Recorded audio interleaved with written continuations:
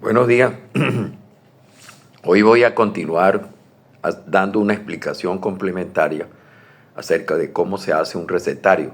Quedaron algunos puntos que deben ser reconsiderados o por lo menos ampliados la información. Pero quería decirles que ahorita son como las 6 de la mañana aquí donde yo estoy. Y leí hace poco un artículo muy largo, científico, donde hablaba sobre las ventajas desde el punto de vista de la fotosíntesis, de captar aire temprano, el aire menos contaminado o por lo menos del día. Y también el hecho de que el sol es mucho más que vitamina D, es un recuperador, un regenerador. Funciona con el cuerpo como funciona la fotosíntesis con las plantas. Bueno, es muy importante. Entonces, el que madruga lo recoge agua clara, ¿no? Aunque hay un dicho que dice que no por madurar más temprano. Bueno, lo que quería decir con respecto al recetario es que el recetario es una guía de receta, pero más que guía de receta es también una expresión de la biodiversidad. Nosotros hacemos un recetario con los ingredientes que hemos tomado de la actividad productiva, de una cadena productiva muy ligado a un ecosistema o a varios ecosistemas que componen una manifestación de biodiversidad. Mientras la biodiversidad sea mucho más amplia, más abundante serán los ingredientes que allí podemos conseguir y por supuesto habrá mejores posibilidades para hacer una buena cocina, una cocina variada.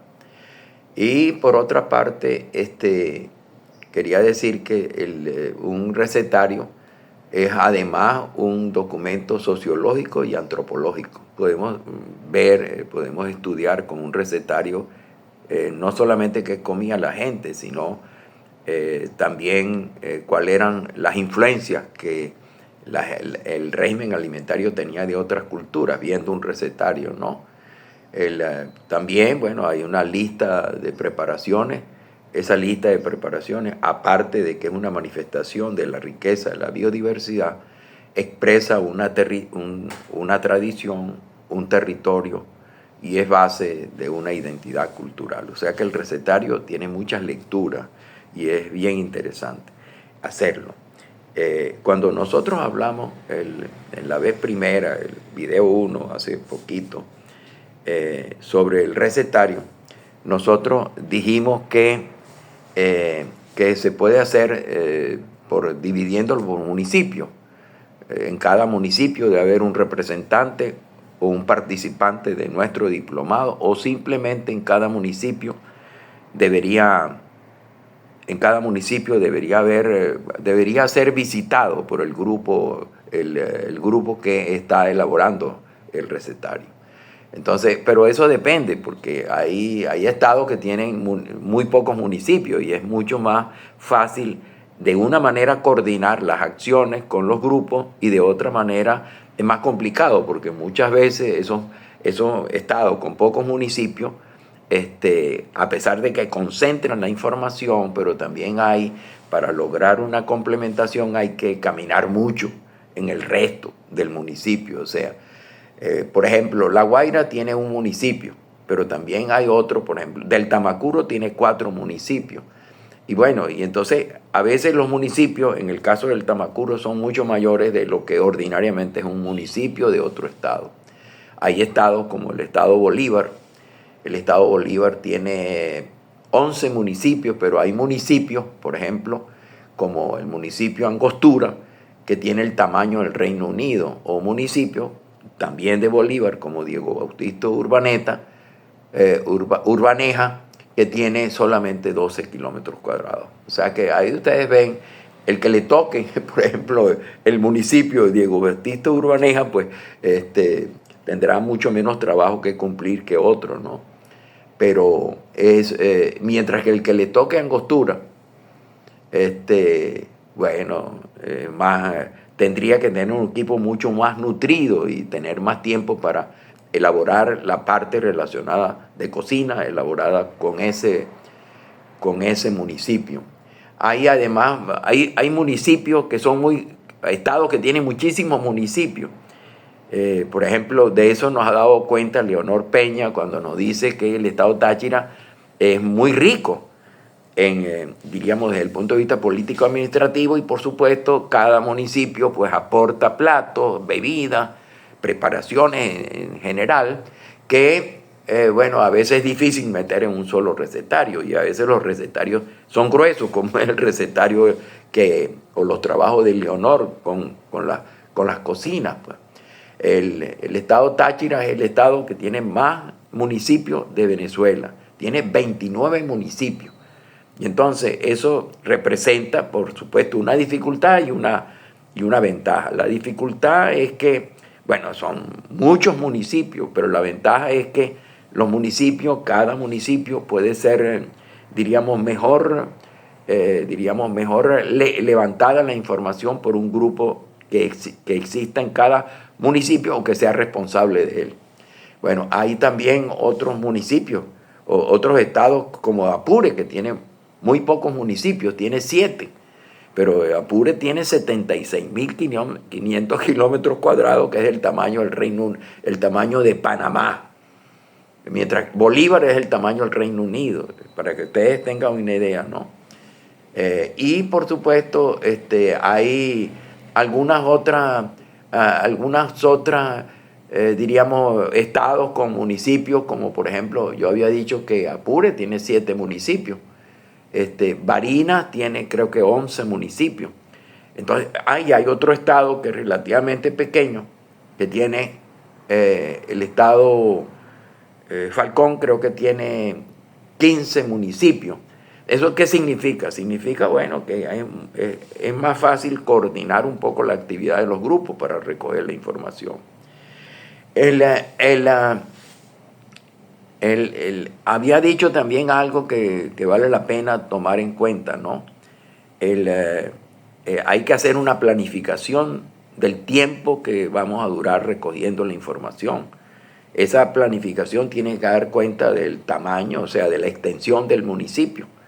No es lo mismo recoger información en un municipio concentrado que recoger donde la población se concentra y la actividad económica y la actividad productiva y la actividad culinaria se concentra, que en uno donde está muy desconcentrado. Por ejemplo, Apure, por ejemplo, Apure tiene 7 municipios, pero son 7 municipios muy grandes.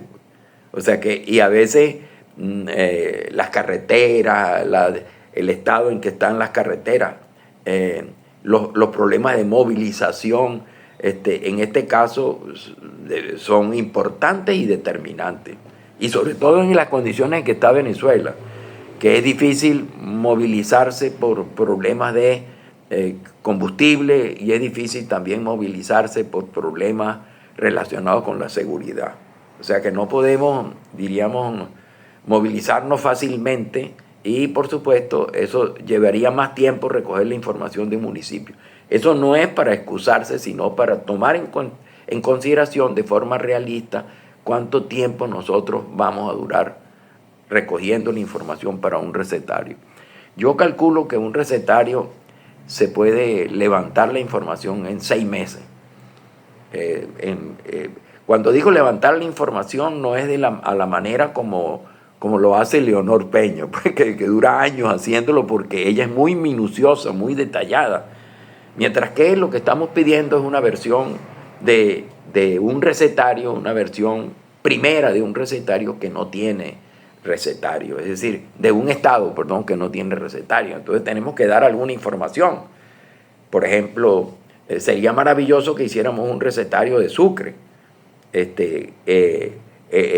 ¿Por qué? Porque Sucre es muy rico, Sucre es muy biodiverso, y sin embargo no tenemos en Sucre un recetario completo. Tenemos recetarios parciales que son maravillosos, como por ejemplo el recetario que se hizo en la zona de Güiria por Rosa Bosch, o sea, pero no tenemos el recetario general del Estado, y el Estado es rico en todas sus posibilidades y en todos sus municipios.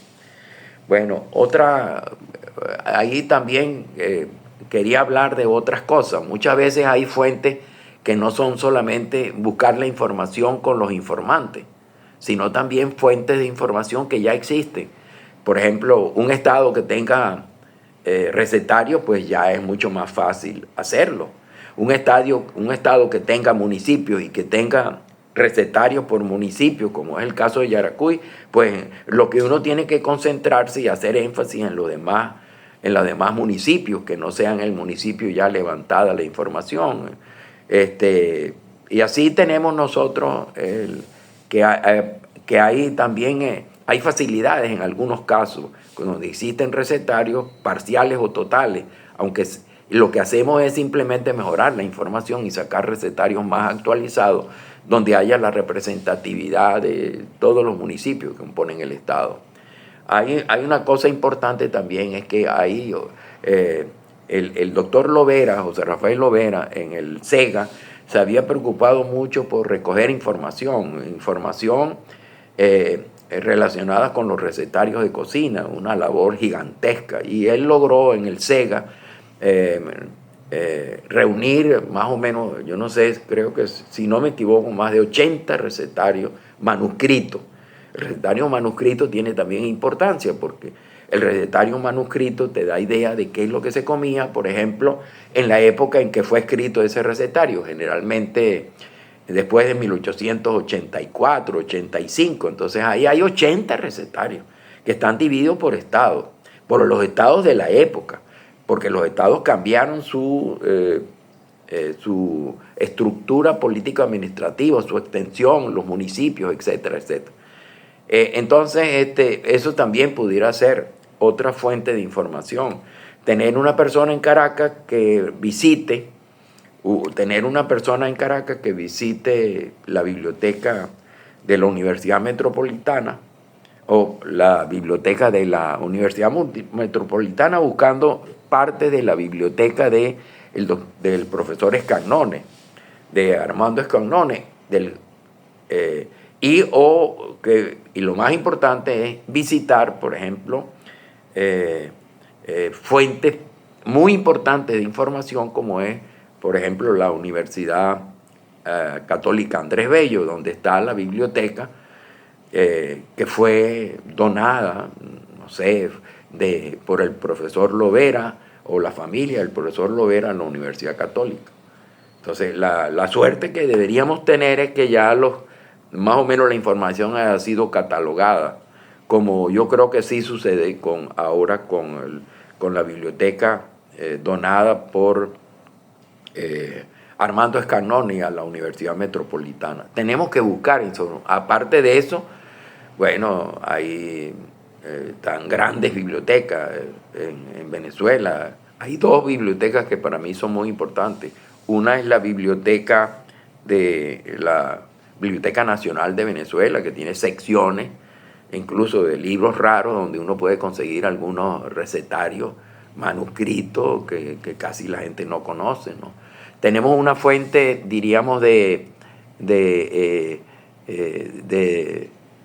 investigación sobre los recetarios, que es la de Orfila Márquez, un libro auspiciado por el SIGA. Tenemos también la otra biblioteca, es la Biblioteca de Mérida. Yo siempre pensé que yo era afortunado, privilegiado de vivir en Mérida en la época en que yo estaba trabajando libros como La Mesa de la Meseta, porque tenía a mi disposición la biblioteca de Tulio Febres Cordero, que fue el autor del primer recetario de cocina de Venezuela en 1899, pero que era un bibliófilo excepcional, tenía una enorme biblioteca y sobre todo hemeroteca. Entonces, en la biblioteca Tulio Febres Cordero de Mérida se consigue mucha información. Los periódicos también dan mucha información sobre, diríamos, las preparaciones, los ingredientes, la llegada de los ingredientes, etcétera, etcétera. O sea que hay muchas cosas que hacer. En ese caso yo estaré siempre disponible para que ustedes me hagan, cuando ustedes tengan algo ya avanzado, es decir, yo les digo cómo comenzar. Y en la medida en que ustedes comiencen y vayan logrando resultados, yo los puedo ayudar también. Yo no es que sea el maestro, diríamos, definitivo, el mejor maestro para ayudar a hacer un recetario, pero tengo una cierta experiencia. He hecho de Venezuela he hecho, que yo sepa, en Venezuela he hecho 2 recetarios de cocina. Y entonces,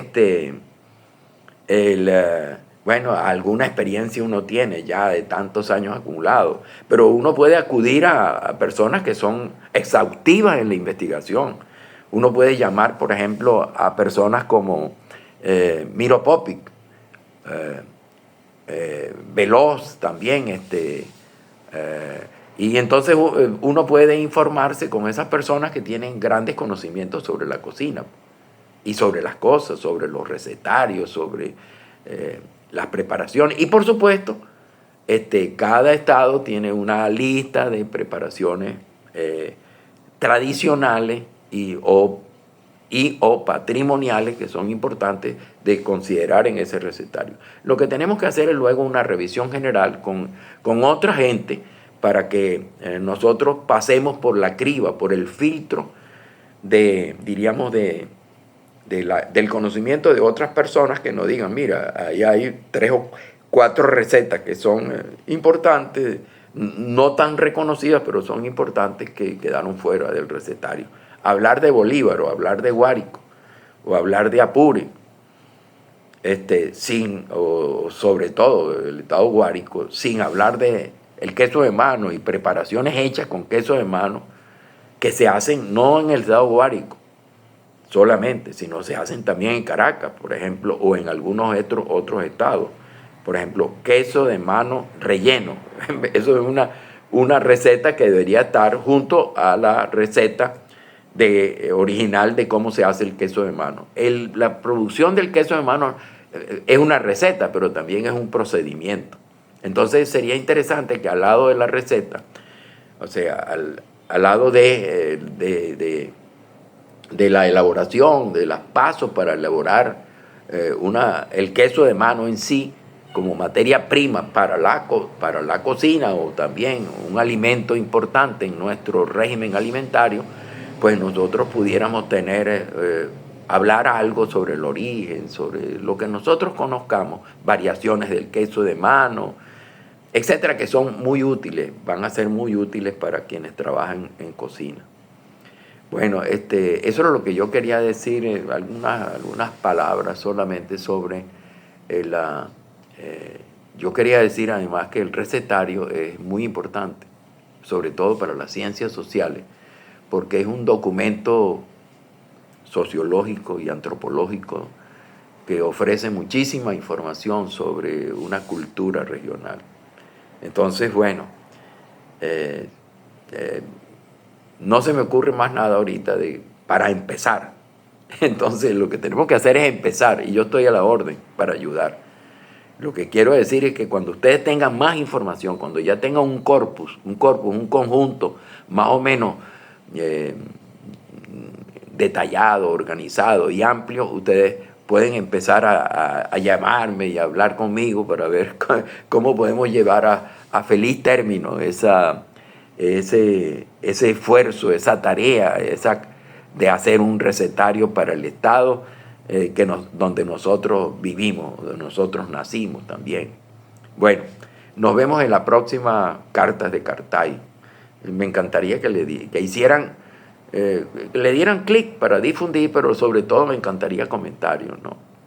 La gente conoce más o menos cuál es mi WhatsApp, pueden hacer comentarios de manera directamente a mí, o de manera indirecta a través de Cocina a los Amigos, el chat, o a través de otros chats. Entonces, bueno, yo estoy a la orden. Bueno, nos vemos en la próxima Cartas de Cartay.